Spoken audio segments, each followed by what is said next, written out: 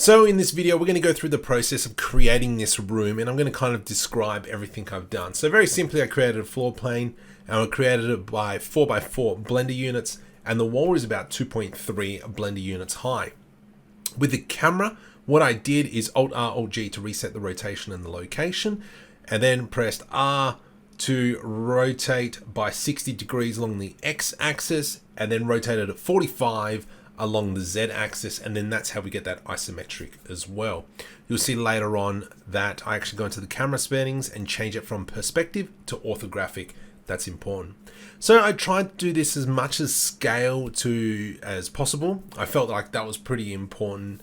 Kind of gives that little bit of realism, I guess, even though it's not.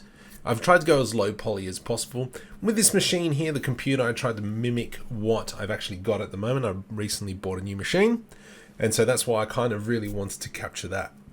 With creating these grates, all I did was applied a whole bunch of subdivides, and then from there I did a decimate, and then that's how I got the diamond shape. So you'll see that a little bit later. The desk, I kind of set it up so it's a stand-up desk. With the ability to go up and down as well if I chose to change that later on. With a green screen, I've always wanted a green screen in my studio, and so this is kind of going off the limited space that I have. I wouldn't mind doing, even though this room is about half the size of this room. I created some bolts, a little bit of the fine details to attach the green screen roller to it. And here I created the tripod. Now I actually spent quite a bit of effort on the tripod. I have no idea why, but I kind of wanted it to make sure it looked as good as possible. I'm fairly happy with how this all turned out. Now this is available on Gumroad as well. However, it is only $1 because I actually have to put a price on it because it's too big for the free version. From here, I actually had to help my wife with the car because it was overheating.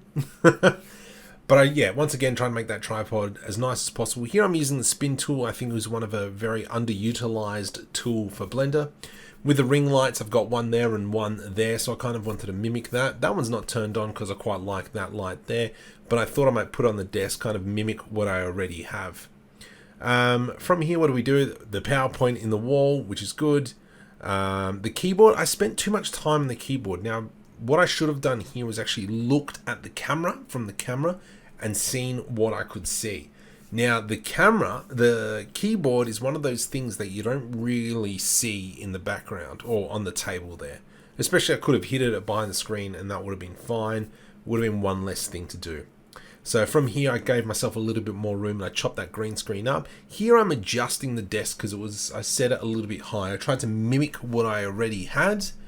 And then from here we came into the chair. Now this chair here, lovely jobblies, is from IKEA. This is the Marcus chair. Not sponsored. If you want to sponsor me, IKEA, go for gold.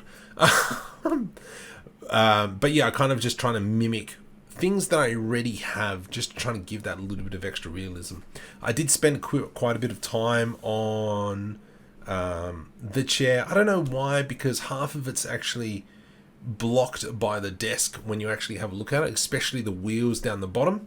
And this was actually a little bit complicated the way I was trying to do it, especially with all the spin tool and trying to get it all right. I spent quite a bit of time on the wheels, making sure they're the right size, so on and so forth. But at the end of the day, I was kind of guesstimating here.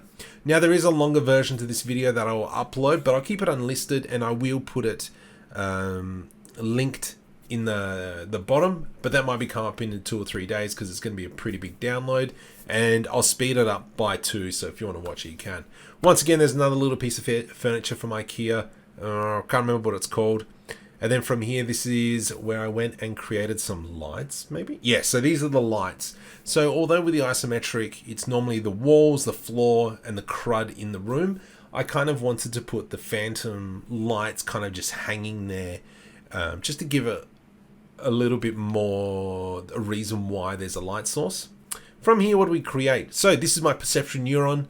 I decided to make, kind of homage to the perception neuron, which is in its bag over there. However, I know that the perception neuron V3 is going to come with its charger as well, so that's why we kind of did that. This is something I wouldn't mind getting soon, is a bit of a NAS to kind of keep all the storage and so on and so forth. Once again, there we subdivided the mesh put the decimate on there to get that triangle. I was trying to do something a little bit different, but the brain just wasn't working at that point. So I ended up reverting back to how I know how to do it. And there we go. Just quickly, wham bam, thank you ma'am. I think later on I do put a light in there. Here we went about just creating a whole bunch of books, just to fill it up a little bit. I didn't really need it in there, but I kind of didn't know what else to put in there. So we just did that. Here's a very simple power board that actually wasn't even end up plugging in. Now to add that little bit of extra oomph to it, I ended up putting cables to everything that needed to be. So for instance, it went to the charging pack for the perception neuron, went to the NAS, went to the computer, went to the 2 screens as well. And I even had it on the back of the computer there, even to the lights as well. I kind of got it down on that. So I was fairly happy with how that turned out.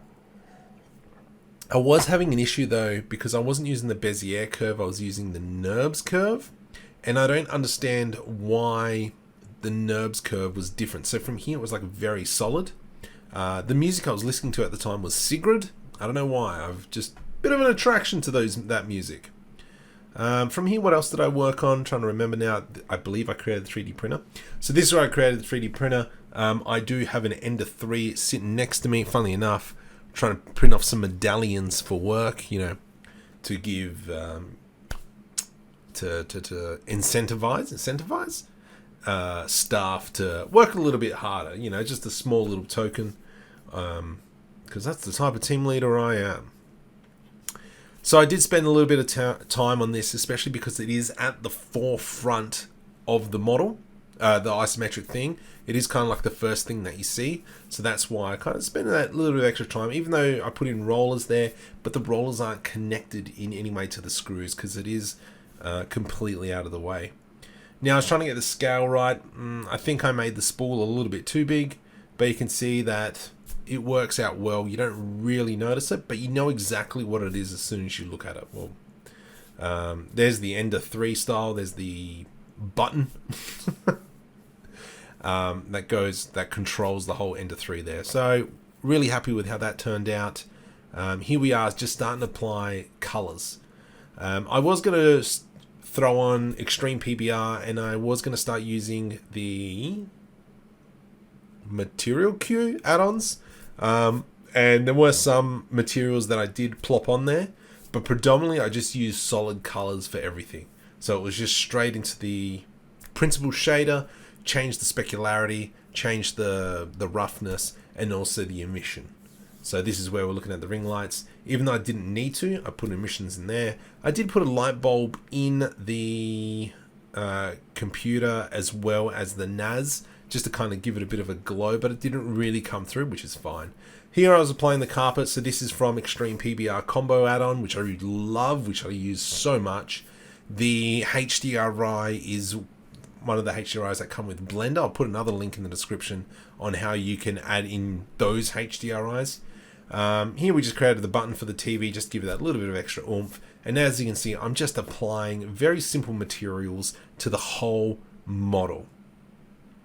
With the lighting, maybe I'll do the lighting next. Nope. So this is kind of like the sound panels. I was trying to work out how to do it. What I ended up doing was creating that one little cone and then using an array modifier, just kind of blupped it out there, if you know what I'm saying. And then from there, we kind of put it on the walls, because this room, I think, could probably be a little bit more better with sound. So that's why I kind of just threw a few sound panels on. Probably for the next one, I might actually try and do an LED wall or something. Live the dream, why not? But from here we can see that I believe now I go into starting up lighting. No, I'm still doing the texturing of the material because there was just too much white in that bottom corner there, especially with the IKEA thingamabob and the desk. So now I go in and add lights to each individual light up the top there, just to kind of change the lighting dynamics. So probably next time I wouldn't have used this HDRI because it casts some little bit weird shadows. So you can see in the bottom, like right in the middle there, there's a weird shadow and the light's got a shadow on there. So I kind of stuffed up there. The way I got around the lighting on the ground is I just put another plane underneath far enough and just let it go. So that's pretty much a breakdown of how I created it. I was actually really happy with the results. Hopefully you guys are as well. If you haven't already, just hit the subscribe button, hit the like button. Let me know if you want me to do more videos like this. Yeah. Frank.